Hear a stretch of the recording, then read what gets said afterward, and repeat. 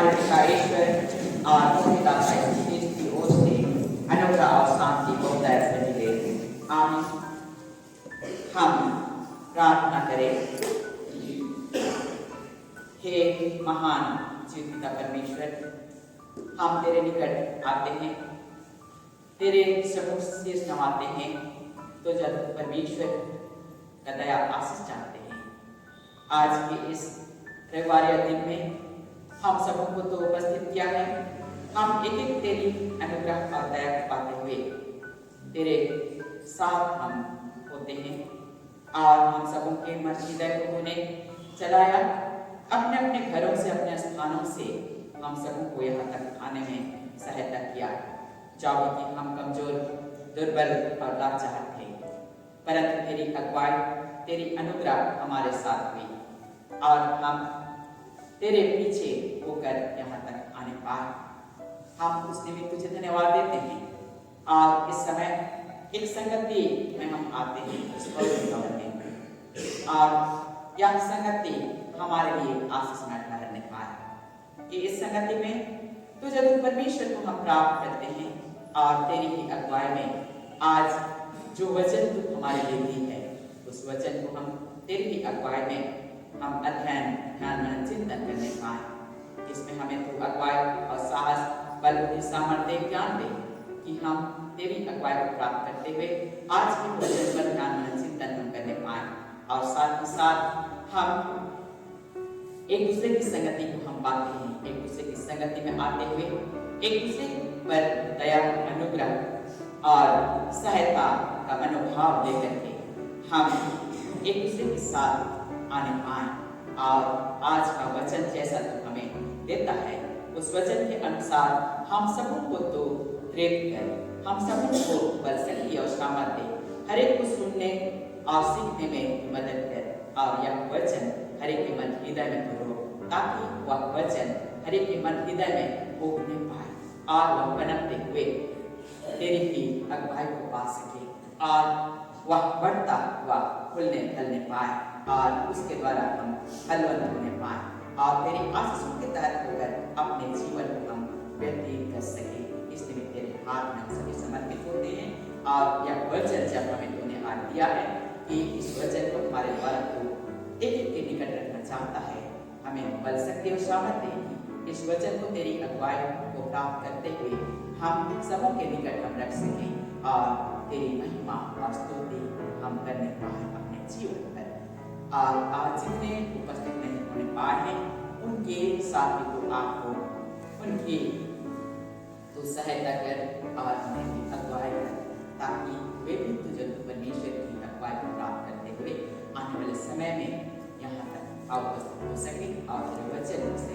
प्राप्त कर सके। प्रार्थना से नाम समान कैसे सुन स्वर्ग के राज में ग्रहण कर। आमीन।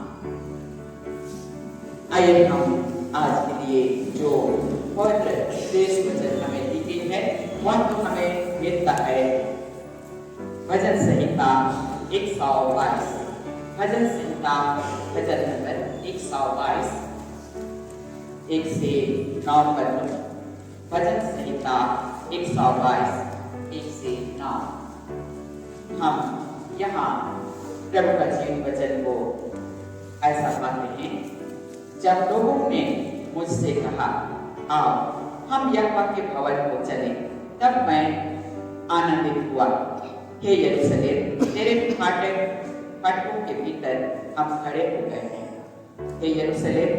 तू ऐसे नगर के समान बना है जिसके घर एक दूसरे से मिले हुए हैं। वहाँ याकूब के गोत्र के लोग यहोवा के नाम का धन्यवाद करने को जाते हैं। यह इस्राएल के लिए साक्षी है। वहाँ तो न्याय के शासन दाऊद के घराने के लिए रखे हुए हैं। यरूशलेम की शांति का वरदान मांगो, तेरे प्रेमी कुशल से रहे। तेरी शहरपनाह के भीतर शांति और तेरे महलों में कुशल हुए। अपने भाइयों और संगियों के निमित्त मैं कहूँगा कि तुझ में शांति हुए। अपने परमेश्वर यहोवा के भवन के निमित्त मैं तेरी भलाई का यत्न करूँगा। आमीन। हम हर एक साल के अनुसार ही हर एक साल की लाइन हम इस साल की इस 2024 साल में प्रभु का धन्यवाद हम करने पाए हैं और उसकी अनुग्रह हम पर हुई, जिसके तहत हम एक आज के दिन को हमने देखने पाया है और उसके अनुग्रह तले होकर अपना जीवन को हम इस रूप में व्यतीत करने हम पाते हैं, जहाँ प्रभु परमेश्वर हम सबों पर अनुग्रह और दया किया, विभिन्न प्रकार के संकट विपद से बचाया और हम एक एक को वह अपनी संगति और अगुवाई प्रेरणा देते हुए यहाँ तक आज का पहुँचाया है। और विगत कल हम एपिफानियस पर्व भी हमने मनाया। एपिफानियस पर्व में हम सभी अपने जीवन को इसी रूप से व्यतीत किया, इस पवित्र भवन में होकर के उसकी स्तुति और आराधना हमने करने पाया कि उसके पुत्र यीशु ख्रिस्त जो इस जगत में एक ज्योति के रूप में आया और उसी ज्योति को प्राप्त करते हुए अपने जीवन हमने अब तक देखने पाया है और उस ज्योति से हम प्रकाशित होकर अपने जीवन को हम प्रकाशित होते हुए हम पाते हैं। तो हमारे जीवन में परमेश्वर आपकी स्वयं होता है और हमारी अगुवाई करता है। अपने पुत्र यीशु ख्रिस्त को हमारे लिए भेजा कि हम उसके साथ अपना जीवन को हम व्यतीत करने पाए और उसकी अनुग्रह और दया हमारे साथ होने पाए और वही दया और अनुग्रह हमारे साथ हुई और आज तक हम अपने जीवन यात्रा को इस रूप में हमने तय करने पाया है। अब यह भजन संहिता 122 जो वचन आज हमारे लिए दी गई है, यह भजन संहिता का यह गीत हमारे लिए यात्रा का गीत ठहरा है, यात्रा का गीत है और इस गीत के साथ हम अपने जीवन को हम आगे किस रूप में बढ़ाएं या हमारा जीवन कैसा होना चाहिए, इन सारी बातों को हमें इस गीत के द्वारा वचन बताती है और हम उसे देखने पाते हैं और अपने जीवन यात्रा में हम अब तक उसकी अनुग्रह और दया को हमने पाया है और यह वचन हमारे लिए जो दी गई है या दाऊद के द्वारा लिखी गई वह पुस्तक है, लिखी गई वह गीत है और जिसके द्वारा हम अपने जीवन यात्रा को हम तय करने पाते हैं। दाऊद के द्वारा लिखी गई जितने भी गीत हैं भजन संहिता में, भजन संहिता में 150 गीत लिखे गए हैं और उनमें हम यह गीत को जो बातें हैं या यात्रा का गीत ठहरता है। और दाऊद ने हेब्रोन से इस्राएल देश पर यहाँ शासन करना आरंभ कर दिया। हेब्रोन से इस्राएल देश पर वह शासन आरंभ किया और हेब्रोन से उसने 7.5 साल तक राज किया, 7.5 साल तक उसने राज किया और फिर वह यबूसियों पर चढ़ाई करके सिय्योन गढ़ को कब्जे में ले लिया। सिय्योन गढ़ को अपने कब्जे में ले लिया और तब सिय्योन गढ़ का नाम यरूशलेम रखा गया, यरूशलेम रखा गया। और सोर के राजा हिराम ने दाऊद के पास दूत भेज करके उसके लिए राजभवन बनाने का प्रस्ताव रखा और दाऊद की सहमति पाकर के सिय्योन पर्वत पर एक सुंदर और मजबूत गढ़ बनवाया और उस गढ़ का नाम उसने दाऊद को रखा, उस गढ़ का नाम उसने दाऊद को रखा और बाद में दाऊद ने यरूशलेम शहर की सुरक्षा के लिए ऊंचा शहर बना वह किला बनवाया और वहीं रह करके अपनी प्रजा के साथ वह समूचे इस्राएल साम्राज्य पर 35 वर्षों तक शासन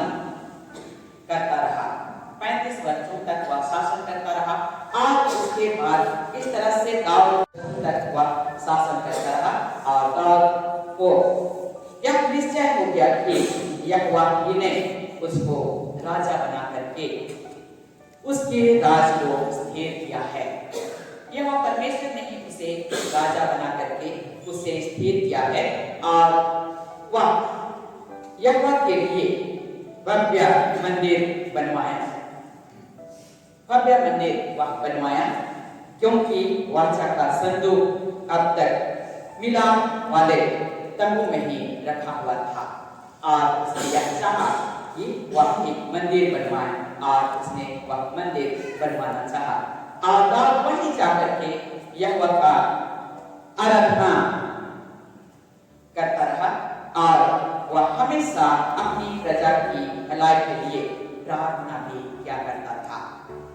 कि उसके प्रजा के लोग उसकी प्रजा कुशल और शांति में जीवन को व्यतीत करें। और इसीलिए दाऊद 122 भजन संहिता में यहाँ लिखता है कि मिलाप वाले तंबू पर आराधना के लिए जाने का सुंदर चित्रण या सुंदर यहाँ विवरण दिया गया है और जो मिलाप वाले तंबू के प्रांगण में अपनी प्रजा एवं सभागरों का जनसमूह इकट्ठा यहाँ किया है और तंबू के साथ गाते थे और वे उस मंदिर में स्तुति और आराधना किया करते थे और वहाँ विभिन्न वाद्य यंत्रों के साथ वे उसकी स्तुति और आराधना किया करते थे, गीतों को गाते थे और उसी के साथ यरूशलेम शहर की गलियों में प्रजा एवं राज कर्मचारियों के मकान जिस तरह सटे हुए थे वह एकता और शांति का प्रतीक है, एकता को दर्शाता है। जो भी घर या मकान बना हुआ था वे सभी सटे हुए थे एक दूसरे के साथ, तो वह एक दूसरे से सटे होने के द्वारा से शांति का प्रतीक ठहरता है और आराधना के समापन में दाऊद अपनी प्रजा को हाथ उठा करके वह आशीष देता था, हाथ उठा करके वह आशीष देता था और यह बहुत ही सुंदर मनमोहक दृश्य होता था। और आज के वचन में हम यह देखने पाते हैं कि यरूशलेम की शांति और मंडली और कलीसिया की शांति के लिए प्रार्थना करें। यरूशलेम की शांति के लिए और उस कलीसिया और मंडली के लिए प्रार्थना करें और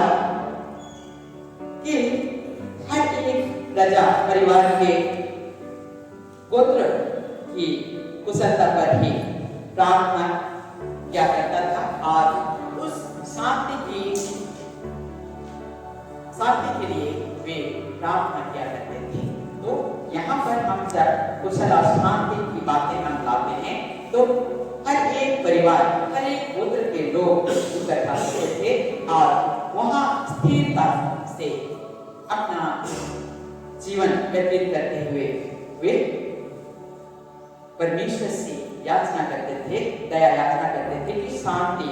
स्थापित किया जाए। शांति के लिए वे परमेश्वर से प्रार्थना करते थे और तंबू में ही उन दिनों आराधना एवं प्रार्थना की जाती थी और उस तंबू का नाम मूसा के समय से ही मिलाप वाला तंबू रखा गया था और इसका अभिप्राय था यहोवा परमेश्वर से मेल मिलाप और इस्राएली प्रजा में आपसी मेल मिलाप हुए और जहाँ मेल मिलाप है वहाँ शांति स्थिरता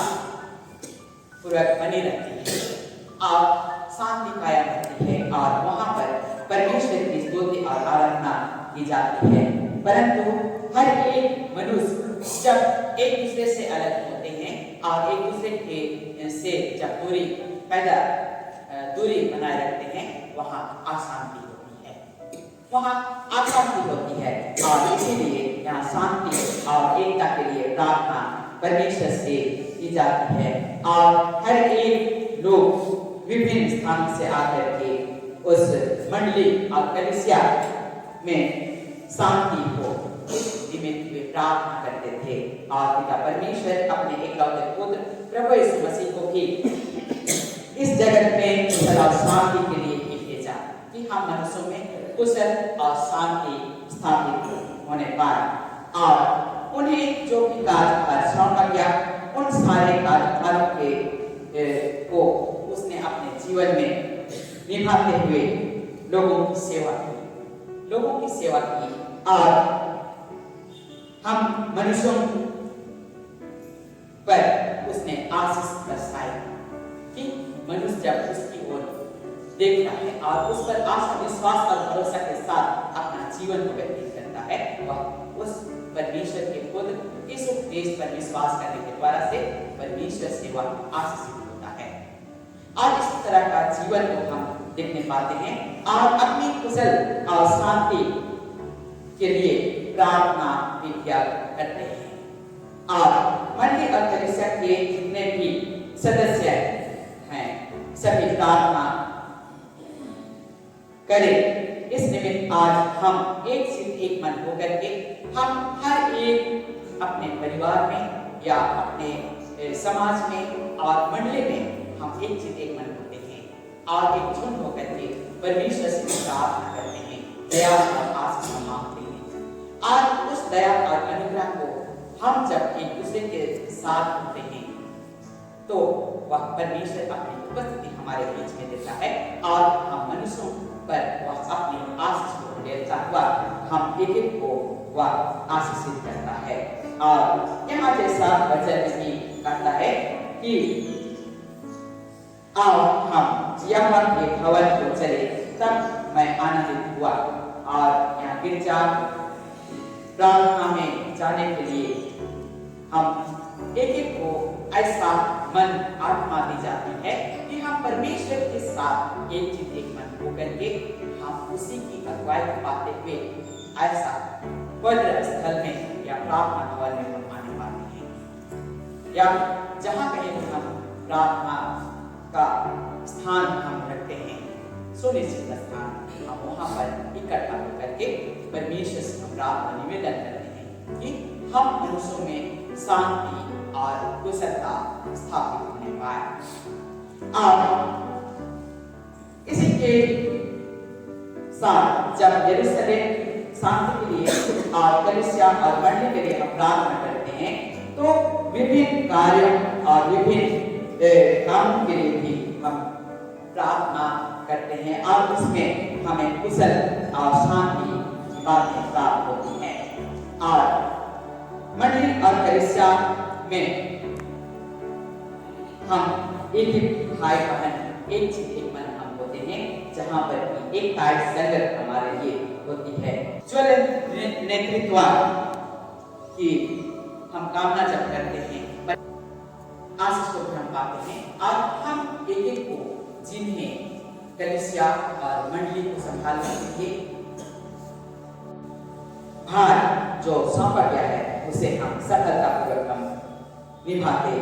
हुए आगे हम बढ़ने पाते हैं। जब परमेश्वर अपनी उपस्थिति देता है तो हम एक दूसरे की सहायता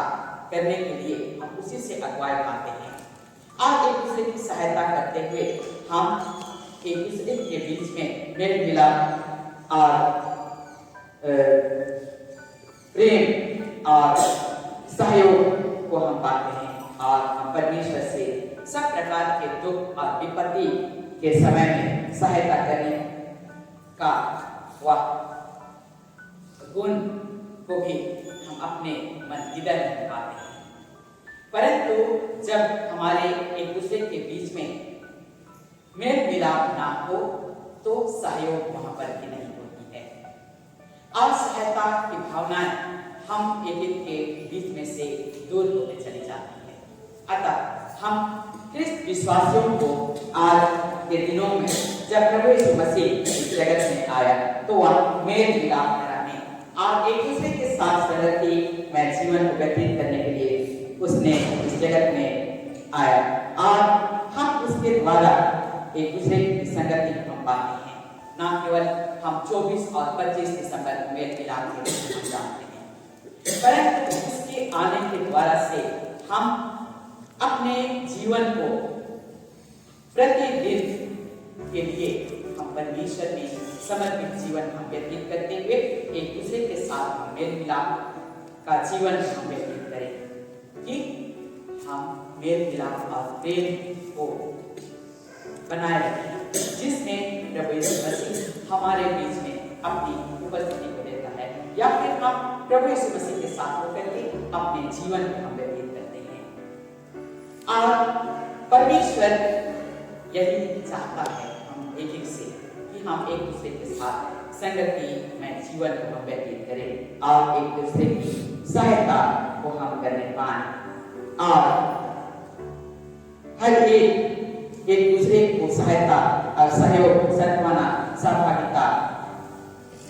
को देते हुए हम आगे बढ़ें, ताकि परमेश्वर हमारे साथ होने पाए और हम एक उसके द्वारा आशीषित जीवन हम व्यतीत करने वाले होने पाए। और हम यह इस समय हमारे इस देश में, या तो इस देश के नागरिक होकर के हम जितने मसीही हैं, हम कहते हैं कि हम मसीही हैं, हम मसीही झुंड में अपना जीवन को व्यतीत करते हैं और हम एक से एक मन होकर के परमेश्वर की संगति को प्राप्त करते हैं। परंतु आज यदि देखा जाए विभिन्न स्थानों में, न केवल हमारे देश के लिए, हम एक नागरिक के लिए, परंतु संपूर्ण मानव जाति के लिए परमेश्वर ने अपना एकलौता पुत्र को इस जगत में भेजा, कि वह इस जगत में आकर एक दूसरे को मेल मिलाप में स्थापित करे, एक दूसरे के साथ वह हर एक को संगतिमय जीवन व्यतीत करने के लिए अगुवाई करे। परंतु आज हम जब यरूशलेम के लिए, यरूशलेम की शांति के लिए हम प्रार्थना की बातों को हम इस वचन में हम पाते हैं, और यरूशलेम की शांति के लिए हम प्रार्थना करते हैं, तो वहां की परिस्थिति को हम किस रूप में हम पाते हैं कि यरूशलेम में 3 धर्मों का पवित्र स्थल है। यरूशलेम 3 धर्मों का पवित्र स्थल है। विविधताएं की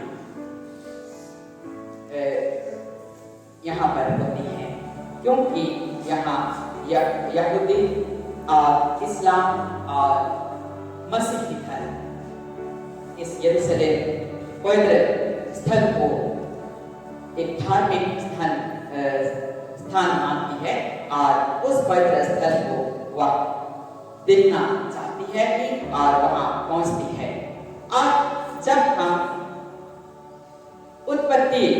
16 अध्याय का 10 और 11 पद को हम अध्ययन करते हैं, तो यहाँ पर हम इसहाक, सारा और अब्राहम की बातों को हम देखते हैं, और साथ ही साथ यहाँ हजीरा होती है उनकी दासी होकर के। और सारा का कोई पुत्र जब नहीं हुआ, उस समय सारा ने अब्राहम को आज्ञा दिया कि वह हजीरा को अपना ले और उसके द्वारा जो संतान उत्पन्न होगा वह उनका संतान होगा। परंतु यहाँ कई वर्षों के बीतने के बाद से सारा की एक पुत्र होता है, उसका नाम इसहाक रखा जाता है, और हजीरा के द्वारा उत्पन्न हुआ उस पुत्र का नाम इस्माइल रखा गया, और उसी के द्वारा से इस्माइल के द्वारा जो वंश की वृद्धि हुई वे इस्लाम धर्म के कहलाते हैं। और यहाँ जब हम देखने पाते हैं कि 2022 साल का सेंसस के अनुसार से 2022 साल का सेंसस के अनुसार से हम देखने पाते हैं जूइश अर्थात यहूदी लोगों की संख्या 73.6% है। 73.6% और मुस्लिम लोगों की संख्या 18.1%,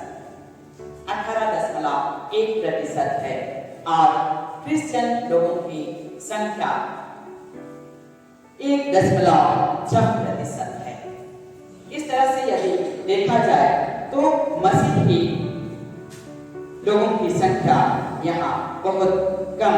दिखाई देती है और 7 अक्टूबर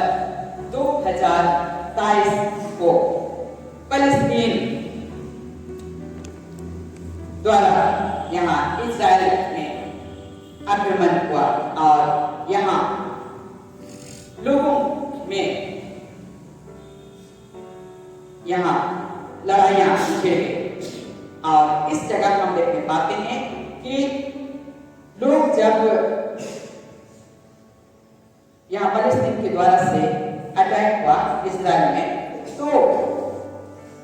विभिन्न प्रकार के लोग वहां रहने वाले थे और उनमें से लोगों की मृत्यु की संख्या 22,000 थी। लोगों की मृत्यु की संख्या 22,000 थी, जिसमें कितने माता पिता और बच्चों की संख्या भी उसमें है और कितने लोग उसमें तहस नहस होकर मृत्यु को प्राप्त किए और वहां की स्थिति भी बहुत गंभीर रूप से दिखाई देने लगी, क्योंकि वहां की स्थिति बहुत ही गंभीर होने के कारण तहस नहस हो गई। और इस तरह से इस्राएल में हम अब वहां लड़ाइयों को हम देखने पाते हैं और वह पवित्र स्थल की शांति के लिए जब हम प्रार्थना की कामना हम करते हैं, केवल यहाँ हम यरूशलेम की शांति के लिए प्रार्थना की बातें नहीं होनी चाहिए, परंतु संपूर्ण विश्व के लिए हम आज प्रार्थना करें, संपूर्ण विश्व के लिए हम प्रार्थना करें, क्योंकि हम दिन प्रतिदिन के जीवन में हम विभिन्न स्थानों में लड़ाइयों को हम सुनते और देखते हैं और विभिन्न स्थानों में लोग तहस नहस होकर के मृत्यु को प्राप्त करते हैं। वहां का स्थान जैसा आरंभ से बनाया हुआ था वैसा अब वहां नहीं रहा, वहां खंडर है। तो इस प्रकार की परिस्थिति को जब हम देखते हैं तो हम मनुष्यों में प्रभु यीशु मसीह के आने के बाद वह शांति की बातें हम एक के मन हृदय में नहीं लिखते हैं, परंतु हम मनुष्यों में अहंकार की बातें और घमंड की बातें को दिखाई हैं, जिसके कारण से जहां पर अहंकार, विभेदता और घमंड है उस स्थान में अवश्य ही वहां लड़ाई होगी। इस तरह से जब हम प्रभु पर विश्वास करते हैं, प्रभु पर विश्वास ही हम करते हैं, ना केवल हम अपने लिए, ना केवल अपने परिवार के लिए, ना अपने मंडली के लिए, परंतु संपूर्ण विश्व के लिए हम प्रार्थना करें। संपूर्ण विश्व की सुरक्षा के लिए आज हम एक मसीही भाई बहनों को प्रार्थना करने की आवश्यकता है, क्योंकि हम जैसा जैसा हम अपने दिनों को व्यतीत करते हैं वैसे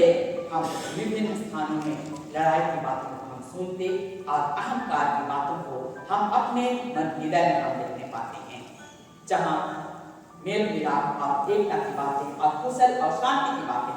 नहीं होती हैं। हम उसकी कामना करते हैं, परंतु जब विभेदताएं आती हैं यहाँ दूर पैदा होती है। तो आज हम मसीहों के बीच में भी एकता संगत का होना आवश्यक है। मसीही ख्रिस्त विश्वासी हम हैं, परंतु हम कितनों के मन हृदय में उन बातों को हम नहीं देखने पाते हैं, जहाँ अहंकार और घमंड की बातें होती हैं, या हम दिन प्रतिदिन के जीवन में घटित घटनाओं को देखने के द्वारा से हम जब अध्ययन करते हैं तो हम मेल मिलाप और कुशलता की बातों को हम नहीं पाते, शांति की बातें वहाँ नहीं रही, परंतु अनेकता और वहाँ विभेदता की बातें ही आई हैं, और जिसके कारण से ही लड़ाई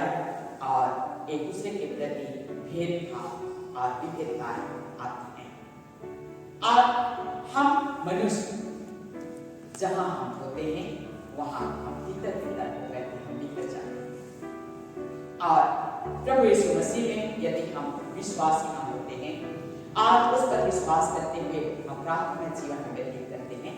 तो हम न केवल अपने लिए प्रार्थना करें परंतु संपूर्ण मानव जाति के लिए, संपूर्ण विश्व के लिए आज हमें प्रार्थना करने की आवश्यकता है। साथ ही साथ आज हमें यरूशलेम मंदिर के लिए प्रार्थना करने के लिए आज हमें आह्वान दी जाती है, अगुवाई दी जाती है। तो हम उस यरूशलेम के लिए की शांति के लिए हम जब प्रार्थना करते हैं तो समस्त उन स्थानों के लिए हम प्रार्थना करें जहां पर कि लोग अशांतिमय जीवन व्यतीत करते हैं, लोग एक दूसरे के साथ बैर भाव का जीवन को व्यतीत करते हैं, एक दूसरे के प्रति वे भेदभाव रखते हैं और वहां लड़ाई और मारपीट की बातों को हम देखते हैं। इस निमित्त इन सारी बातों के लिए हमें संपूर्ण विश्व के लिए प्रार्थना में जीवन व्यतीत करना आज के वचन के अनुसार होना आवश्यक है। इसलिए मसीह के प्यारे भाइयों और बहनों, आज प्रभु यीशु मसीह के आने के बाद भी हम उसके साथ अपने जीवन को जब हम व्यतीत करते हैं तो उस पर हम अटल और दृढ़ विश्वास जब करते हैं वो पहचान सकें, उस पर हम दृढ़ विश्वास रखने पाएं, एक दूसरे के साथ मेल मिलाप और सहयोग और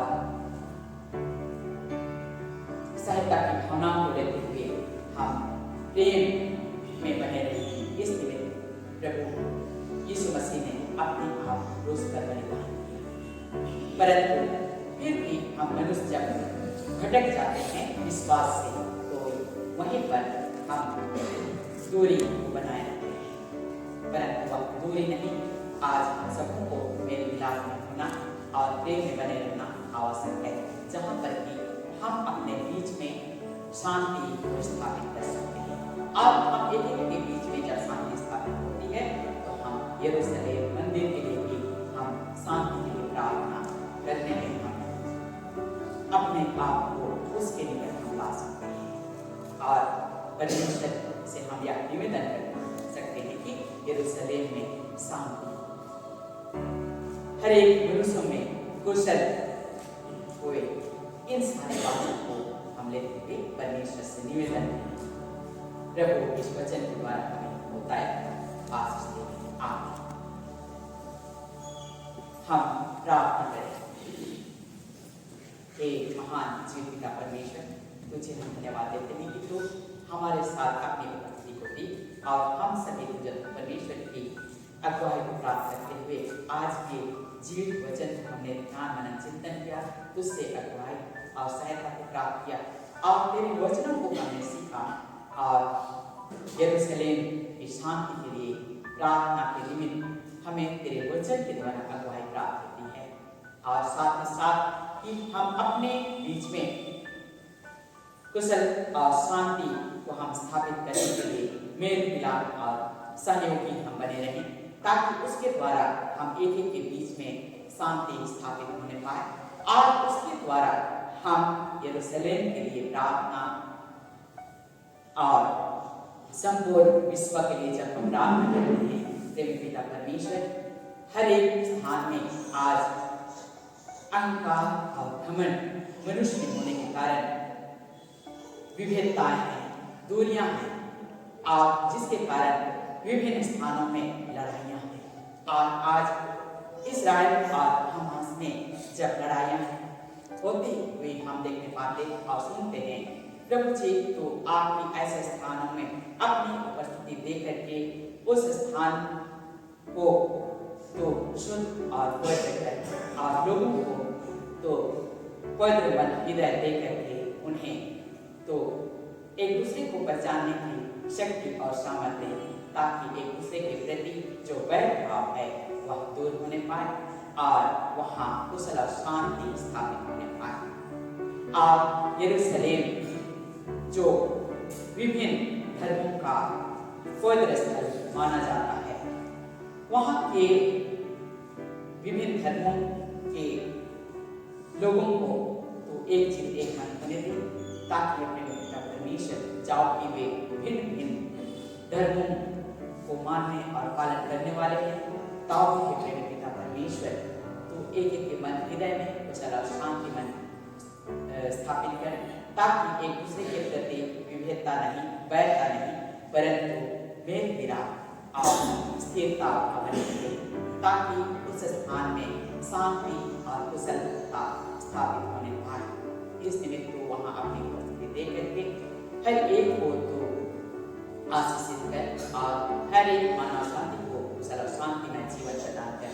आज हम अपने कलीसिया और मंडली समाज और परिवार के लिए हम प्रार्थना करते हैं, हर एक के बीच में अपनी उपस्थिति दे करके एक एक को तो कुशल और शांतिमय जीवन प्रदान कर, ताकि हम सभी भी तेरे साथ करके कुशलता और शांतिमय जीवन को हम व्यतीत कर सकें और एक दूसरे के साथ सहयोगी बने रहें। इस निमित्त के प्रेमी पिता परमेश्वर हम सबों के बीच में आप करके हमें अपना स्वर्ग आशीष प्रदान कर और उस आशीष के तहत होकर अपने जीवन को व्यतीत करें। प्रार्थना स्नान से मांगती हूँ, जैसे सुन और स्वर्ग के राज में ग्रहण करें। आमीन। आप ईश्वर की शांति जो समझ